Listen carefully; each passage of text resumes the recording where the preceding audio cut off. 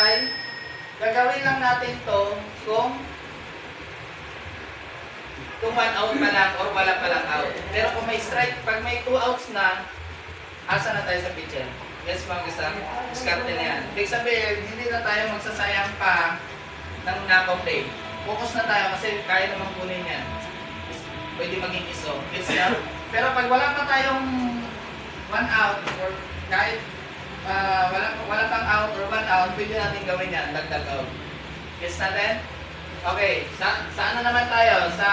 Sa sinyas. Guys, pag gumanon ako, ano ibig sabihin? Walang talo. Okay? Tapos, pag gumanon ako, kilit na. Ako guys, bilang coach nyo, sundin nyo lang yung format program natin. Whatever the result, it's fine. Pero, okay lang na ma-out tayo. We're just as long na pinapalo natin yung game plan. Hindi na out tayo, back talo kayo ng talo. Okay? At gusto ko rin, especially sa high school, mag-isip kayo kung anong gusto nyo bato. At yun ang abangan nyo. Yung hindi nyo paborito, huwag nyo ng following. Mag-focus lang din yan ng out. Nandiyan lang naman yan. Okay tayo dyan? Ano pa yung mga suggestion niya?